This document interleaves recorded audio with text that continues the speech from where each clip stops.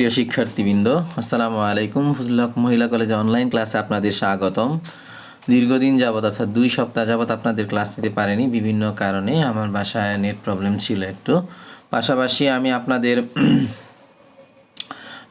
যে ক্লাস নিয়ে থাকি সচরাচর ফিনান্স ব্যাংকিং প্রথম পত্রের ক্লাসগুলি নেওয়া হতো, আজকে থেকে দ্বিতীয় পত্রের ক্লাস নেব।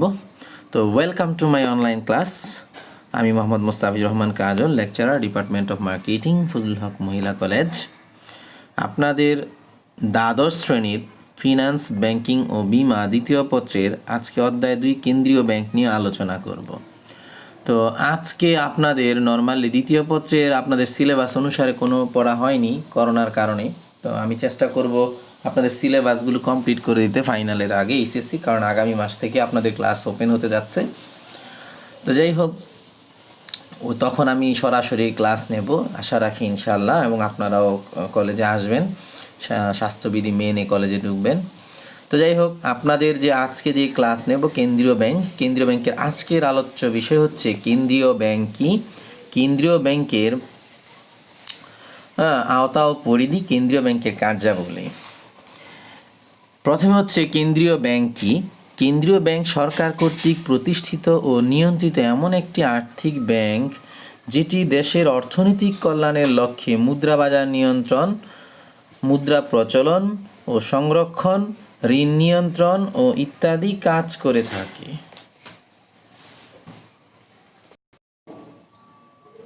তো আপনাদের এই কেন্দ্রীয় ব্যাংক কাকে বলে, অর্থাৎ কেন্দ্রীয় ব্যাংক সরকার কর্তৃক প্রতিষ্ঠিত, এটা সরকার তৈরি করে নিয়ন্ত্রিত এমন একটি আর্থিক প্রতিষ্ঠান যেটি দেশের অর্থনৈতিক কল্যাণের লক্ষ্যে মুদ্রা বাজার নিয়ন্ত্রণ, মুদ্রা প্রচলন ও সংরক্ষণ, ঋণ নিয়ন্ত্রণ ইত্যাদি কাজ করে থাকে। অর্থাৎ কেন্দ্রীয় ব্যাংকের প্রথম কাজ হচ্ছে কি, দেশের অর্থনৈতিক কল্যাণ করা, মুদ্রা বাজার নিয়ন্ত্রণ করা, মুদ্রা প্রচলন করা ও সংরক্ষণ করা, ঋণ নিয়ন্ত্রণ করা ইত্যাদি কাজ করে থাকে। এখন বিভিন্ন সংজ্ঞা আছে আপনাদের বইতে। আরপি খানের মতে কেন্দ্রীয় ব্যাংক হচ্ছে এমন একটি ব্যাংক যেটা একটি দেশের মুদ্রা ও ঋণের পরিমাণ নিয়ন্ত্রণের জন্য দায়িত্বপ্রাপ্ত। প্রফেসর কিস অ্যান্ড এলকিনের মতে কেন্দ্রীয় ব্যাংক হচ্ছে এমন একটি ব্যাংক যার গুরুত্বপূর্ণ দায়িত্ব হচ্ছে মুদ্রা মান স্থিতিশীল রাখা। অধ্যাপক এমিস ডিককের মতে কেন্দ্রীয় ব্যাংক এমন একটি ব্যাংক ব্যবস্থা যেখানে একটি ব্যাংকে নোট প্রচলন সম্পূর্ণ বা অবশিষ্টাংশ একচেটিয়া অধিকার রয়েছে। অর্থাৎ মোট কথা কেন্দ্রীয় ব্যাংক হচ্ছে সকল ব্যাংকের অভিভাবক। আমরা জানি, নবম দশম শ্রেণীতে পড়ে আসছেন, নিজেরাও পড়েছেন।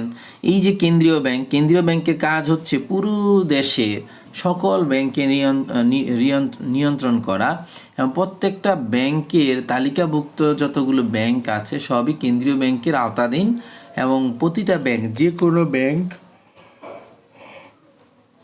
যদি নতুন কোনো শাখা খুলতে চায় বা নতুন কোনো ব্যাংক খুলতে চায় তাহলে নির্দিষ্ট পরিমাণ মুদ্রা রিজার্ভে রাখতে হয় কেন্দ্রীয় ব্যাংকে। তাহলে কেন্দ্রীয় ব্যাংক অনুমোদন দিয়ে থাকে ব্যাংক প্রতিষ্ঠান খোলার জন্য বা আর্থিক প্রতিষ্ঠান খোলার জন্য। তাহলে বোঝা যাচ্ছে বাংলাদেশের আর্থিক বাজার এবং প্রতিটি দেশেরই প্রত্যেকটা দেশেরই সম্পূর্ণ অর্থনৈতিক প্রতিষ্ঠানগুলো কি করে থাকে, নিয়ন্ত্রণ করে থাকে কেন্দ্রীয় ব্যাংক। আমাদের দেশেও আছে কি বাংলাদেশ ব্যাংক।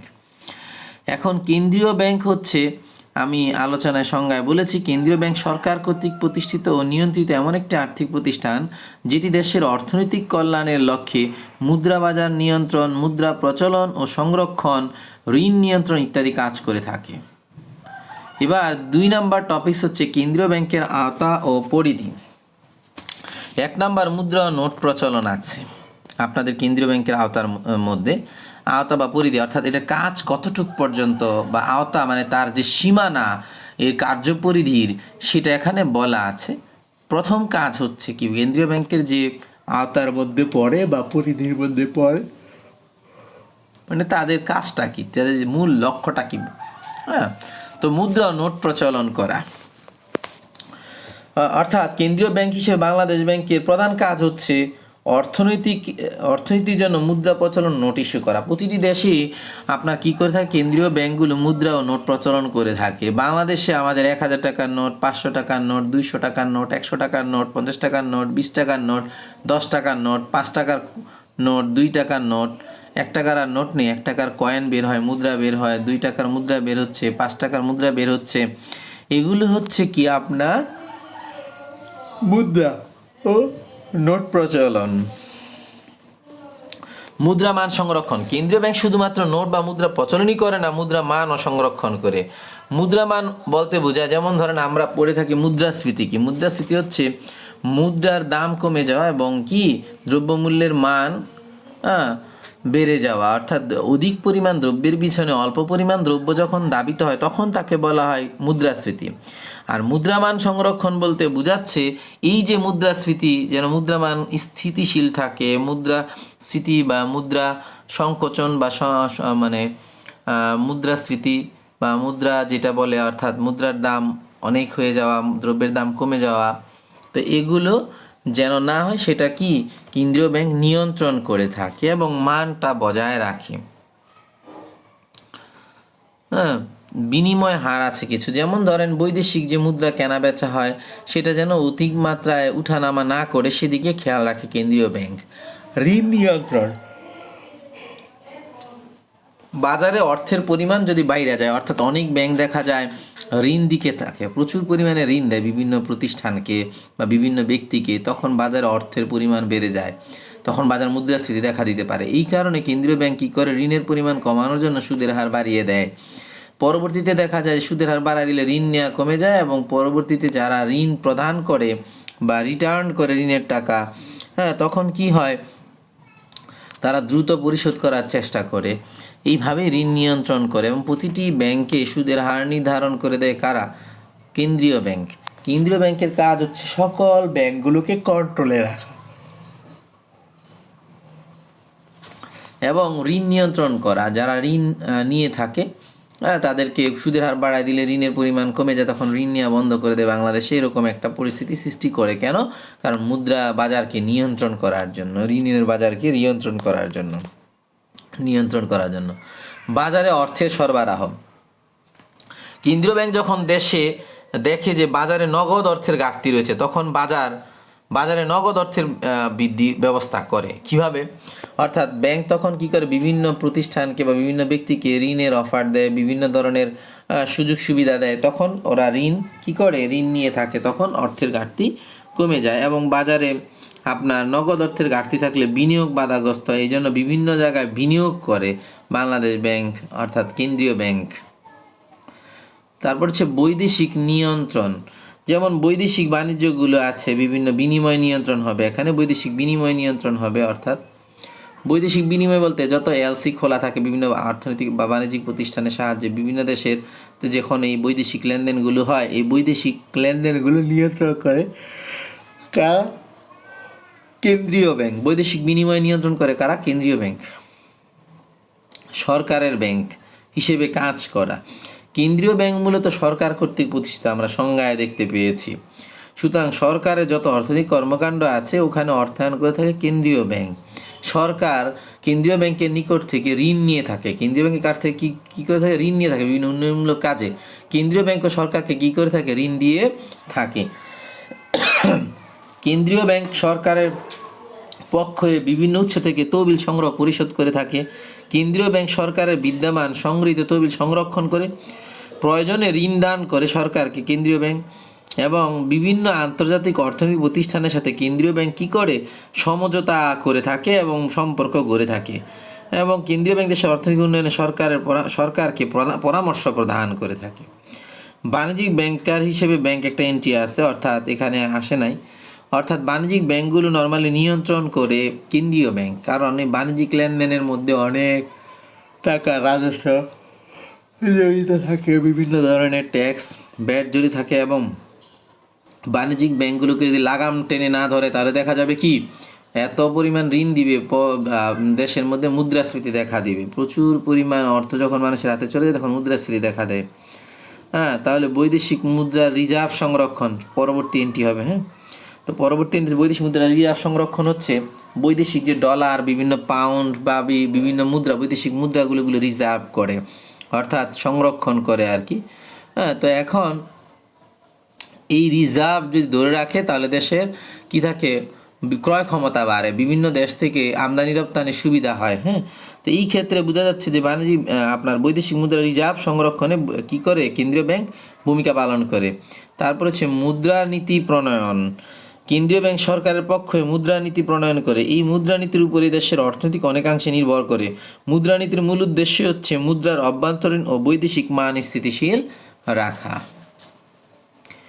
এবার আমাদের পরবর্তী টপিকস হচ্ছে কেন্দ্রীয় ব্যাংকের কার্যাবলী। দেখতে পাচ্ছেন নিশ্চয়ই কেন্দ্রীয় ব্যাংকের কার্যাবলী ছক দেখতে পাচ্ছেন, আপনাদের বইতেও আছে এই ছকটা।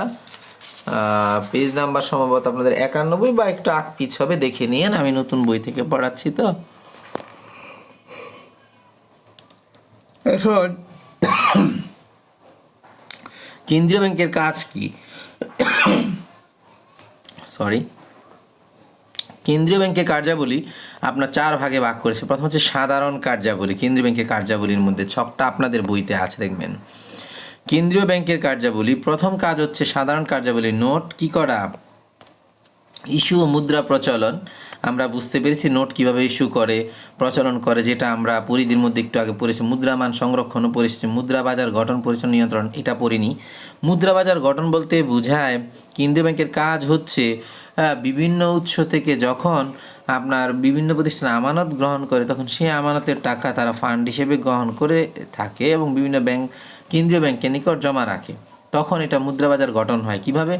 ওই অর্থটা আবার যে এলাকায়, অর্থাৎ পড়ে থাকা যে অর্থ আছে, যে এলাকায় বিনিয়োগের সম্ভাবনা আছে এবং যে এলাকায় কোনো কর্মসংস্থান নেই এবং যে এলাকায় মনে করেন রাস্তাঘাট, কালভার্ট, ব্রিজ নেই, ওই সকল উন্নয়ন কল্পে কী করে থাকে কেন্দ্রীয় ব্যাংক, তখন সেটা সহায়তা করে থাকে। এই জন্য বলা হয় মুদ্রাবাজার গঠন, পরিচালনা, নিয়ন্ত্রণ। এবার আসেন ঋণ নিয়ন্ত্রণ। এই যে ঋণ নিয়ন্ত্রণের কথা বলা আছে এখানে, ঋণ নিয়ন্ত্রণ কিছুক্ষণ আগে পড়ে এসেছি, কেন্দ্রীয় ব্যাংক ঋণ নিয়ন্ত্রণ করে থাকে। বৈদেশিক বিনিময় নিয়ন্ত্রণ কিছুক্ষণ আগে পড়েছি, আপনার তার মধ্যে বৈদেশিক মুদ্রা রিজার্ভ সংরক্ষণ সেটাও পড়ে এসেছি। এবার আসেন সরকারের ব্যাংক হিসেবে কার্যাবলী। সরকারের তহবিল সংরক্ষণ করে থাকে কে? কেন্দ্রীয় ব্যাংক। আপনার কেন্দ্রীয় ব্যাংক সরকারের অর্থ অন্যান্য সম্পদ সংরক্ষণ এবং তত্ত্বাবধান করে থাকে। কারা? কেন্দ্রীয় ব্যাংক। ঋণের উৎস, সরকার যখন অর্থের প্রয়োজন হয় বিপুল পরিমাণের, তখন কি করে থাকে সরকার? প্রধান ঋণের উৎসই হচ্ছে কোথায়? কেন্দ্রীয় ব্যাংক। তাহলে সরকারকে ঋণ দিয়ে থাকে কারা? কেন্দ্রীয় ব্যাংক। হিসাব সংরক্ষণ, এখানে সরকারের হিসাব সংরক্ষণের কথা বলা হয়েছে। সরকারের হিসাব সংরক্ষণ, কেন্দ্রীয় ব্যাংক সরকারের বিভিন্ন বিভাগ, মন্ত্রণালয়, হিসাব প্রতিষ্ঠানের হিসাব সংরক্ষণ করে থাকে। কি করে থাকে? হিসাব সংরক্ষণ করে থাকে। এখন খেয়াল করেন তাহলে এই যে এখানে বলতেছে হিসাব সংরক্ষণ, কি এটা? হিসাব সংরক্ষণ, এটা কেন্দ্রীয় ব্যাংকের হিসাব কিতাব সংরক্ষণ করে থাকে। 4 নাম্বার আর্থিক লেনদেন সম্পাদন, অর্থাৎ সরকারের হয়ে বিভিন্ন দেশের সাথে বিভিন্ন চুক্তিতে আর্থিক লেনদেনগুলো সম্পাদন করে থাকে কেন্দ্রীয় ব্যাংক। বুঝতে পেরেছেন? এই জন্য সরকারের ব্যাংক হিসেবে কেন্দ্রীয় ব্যাংক কাজ করে থাকে। বিভিন্ন পক্ষের সাথে সম্পর্ক রক্ষা। কি? বিভিন্ন পক্ষের সাথে সম্পর্ক রক্ষা। এখন বিভিন্ন সম্পর্ক বলতে বোঝায় কেন্দ্রীয় ব্যাংক বিভিন্ন দেশীয় ব্যাংক এবং বিভিন্ন আন্তর্জাতিক ব্যাংক সংস্থা, যেমন বিশ্ব ব্যাংক, IMF, ADB, বিশ্ব ব্যাংক, IMF, তারপরে হচ্ছে ADB, এশিয়ান ডেভেলপমেন্ট ব্যাংক, এরকম ADB ব্যাংক আছে। এই সকল আন্তর্জাতিক যে ব্যাংকগুলো আছে তাদের সাথে যোগাযোগ এবং সম্পর্ক বজায় রাখে। সরকারের প্রতিনিধিত্ব, কেন্দ্রীয় ব্যাংক সরকারের প্রতিনিধিত্ব দেশে বিদেশে বিভিন্ন পক্ষের সাথে চুক্তি ও লেনদেন সম্পন্ন করে থাকে। অর্থাৎ বিভিন্ন পক্ষের সাথে কি করতে হয়? আপনার এখানে যে সরকারের প্রতিনিধিত্ব করে থাকে, অর্থাৎ সরকারের প্রতিনিধিত্ব করে থাকে। মোট কথা হচ্ছে কেন্দ্রীয় ব্যাংক কি করে থাকে? সরকারের হয়ে কাজ করে থাকে। সরকারের উপদেষ্টা সরকারকে বিভিন্ন কাজে উপদেশ দিয়ে থাকে, অর্থনৈতিক উপদেশ, পরামর্শ দিয়ে থাকে বাংলাদেশ ব্যাংক বা কেন্দ্রীয় ব্যাংক। অর্থাৎ আবার ব্যাংকের কার্যাবলীর 3 নম্বর অপশন হচ্ছে অন্যান্য ব্যাংকের ব্যাংকার হিসেবে কাজ করা।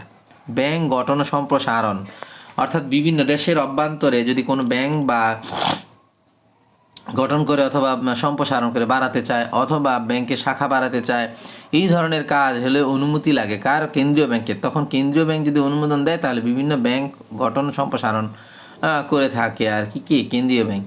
ব্যাংকের তালিকাভুক্তিকরণ, ব্যাংকের তালিকাভুক্তিকরণ, অর্থাৎ ব্যাংকগুলো যারা বাংলাদেশে বা বিদেশে যার যার দেশের কেন্দ্রীয় ব্যাংক কী করে অর্থাৎ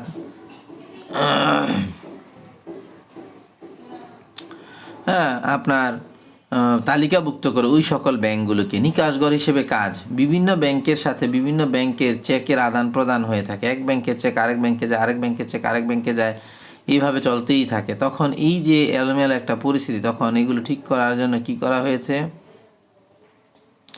আপনার নিকাশঘর চালু করা হয়েছে। ওরা একটা জায়গায় একত্রিত হয় ব্যাংকের বিভিন্ন কর্মকর্তারা, তখন তারা লেনদেন করে নেয় আর কি। ক্লিয়ার? এবার হচ্ছে ঋণের শেষ আশ্রয়স্থলের পরে আপনার বাণিজ্যিক ব্যাংকসমূহের রিজার্ভ সংরক্ষণ, ঋণের শেষ আশ্রয়স্থল। এখন বিভিন্ন ব্যাংকে যখন অর্থের ঘাটতি পরে ঋণ দিতে গিয়ে তখন বিভিন্ন ব্যাংক কেন্দ্রীয় ব্যাংক থেকে ঋণ গ্রহণ করে থাকে। এই জন্য ঋণের শেষ আশ্রয়স্থল হচ্ছে বাংলাদেশ ব্যাংক। বাণিজ্যিক ব্যাংকসমূহের রিজার্ভ সংরক্ষণ, বাণিজ্যিক ব্যাংকের যে টাকা অঢেল টাকা বা বেশি পরিমাণ টাকা হলে কেন্দ্রীয় ব্যাংকে কী করতে হয়, জমা রাখতে হয়।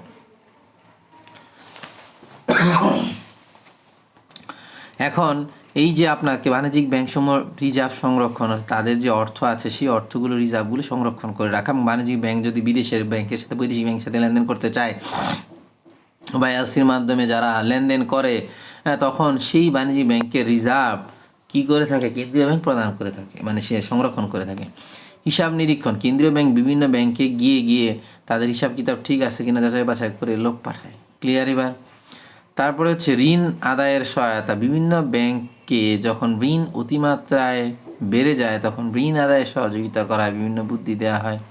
ক্লিয়ার? তাহলে এই যে এখানে ঋণ আদায়ে সহায়তা করে থাকে, তথ্য সংগ্রহ সরবরাহ, বিভিন্ন তথ্য সংগ্রহ করা হয় এবং বিভিন্ন বিশ্বের বহির্বিশ্ব থেকে সংরক্ষণ করে সেটা সংরক্ষণ করে এবং বিভিন্ন ব্যাংকের মধ্যে পৌঁছে দেওয়া হয়। এবার উপদেষ্টা প্রতিনিধিত্ব, অর্থাৎ কেন্দ্রীয় ব্যাংক কী করে, আপনার সকল ব্যাংকের উপদেষ্টা প্রতিনিধিত্ব হিসেবে কাজ করে থাকে। এছাড়া অন্যান্য কার্যাবলী আছে কেন্দ্রীয় ব্যাংকের। ব্যবসা বাণিজ্যের উন্নয়নের জন্য কেন্দ্রীয় ব্যাংক অনেক কাজ করে থাকে, বিভিন্ন বড় বড় লোন দিয়ে থাকে। কৃষি উন্নয়নের জন্য সর্বোচ্চ 3 কোটি টাকা পর্যন্ত ঋণ দিয়ে থাকে। শিল্প উন্নয়নের জন্য সর্বোচ্চ আপনার এই যে এখানে শিল্প তারপরে হচ্ছে শিল্প উন্নয়ন, কৃষি উন্নয়ন করার পরে শিল্প উন্নয়ন করে। বিভিন্ন জায়গায় এসে বাংলাদেশ ব্যাংক ঘুরে ঘুরে দেখে যে এলাকায় বিনিয়োগের সম্ভাবনা আছে, কর্মসংস্থানের সুযোগ আছে, ওই এলাকায় আপনার কি করা হয়, শিল্প উন্নয়ন করা হয়। প্রকৃত সম্পদের সদ্ব্যবহার, আর প্রাকৃতিক সম্পদের সদ্ব্যবহার, প্রাকৃতিক সম্পদগুলো সদ্ব্যবহার করার জন্য, ব্যবহার করার জন্য বাংলাদেশ ব্যাংক বিভিন্ন ধরনের কার্যক্রম গ্রহণ করে থাকে। এই অন্যান্য কার্যাবলীর মধ্যে এটা পড়ে যায় অর্থনৈতিক, যেমন ধরেন আপনার প্রাকৃতিক সম্পদের সদ্ব্যবহার বলতে আপনার ওই সম্পদগুলোকে কাজে লাগানো, প্রাকৃতিক সম্পদগুলোকে বাংলাদেশ ব্যাংক কী করে, বিভিন্ন প্রকল্প গ্রহণের মাধ্যমে সেই কাজটা করে থাকে, বিভিন্ন কার্যাবলী। এই হইল আপনাদের এই যে পরবর্তীতে অর্থনৈতিক গবেষণা, দেশের অর্থনীতি কোন দিকে যাচ্ছে, কিভাবে যাচ্ছে, এগুলো হিসাব কিতাব রেখে থাকে। তাহলে আমরা আজকে যে টপিকটা শিখলাম এই বইতে আপনার আরও সুন্দর করে বিস্তারিত দেওয়া আছে, আমি সংক্ষেপে আলোচনা করে দিলাম। কোনো কিছু না বুঝলে আমাকে মেসেঞ্জারে নক দিবেন। তাহলে আজকে আপনাদের বাড়ির কাজ থাকবে কেন্দ্রীয় ব্যাংক কি, কেন্দ্রীয় ব্যাংকের আওতা পরিধি, কেন্দ্রীয় ব্যাংকের কার্যাবলী সুন্দর করে নোট করে আমার ইনবক্সে দিয়ে দিবেন, এবং অবশ্যই ক্লাসে রোল নাম্বারগুলো দিয়ে দেবেন নিচে কমেন্ট বক্সে। তো যাই হোক, আজকে থেকে আমি আবার রেগুলার হয়েছি, আপনাদের সাথে আছি, এবং আমার জন্য সবাই দোয়া করবেন যেন ভালো থাকি, সুস্থ থাকি। আপনাদের সবার জন্য দোয়া রইল। আমরা এই করোনা মহামারী পরিস্থিতি আল্লাহ তাআলা চায়েন তো অতি শীঘ্রই কি তুলবেন, মানে কমিয়ে আনবেন এবং মানে এই আযাব দূর করে দেবেন। তখন পরবর্তীতে আমরা ক্লাসে শিখব। তো মাথায় রাখবেন সব সময় যে আপনার পর আপনাকেই কমপ্লিট করতে হবে, যেহেতু অনেক দিন চলে গেছে, এই সময় আর পাবেন না। আগামী বছর বলতে এই বছর আপনাদের পরীক্ষা তো খুব আর্লি হয়ে যাবে আগামী মাস থেকেই। সুতরাং মনোযোগ দিয়ে পড়াশোনা করবেন সবাই। তো ভালো থাকবেন, সুস্থ থাকবেন। সবাইকে আসসালামু আলাইকুম।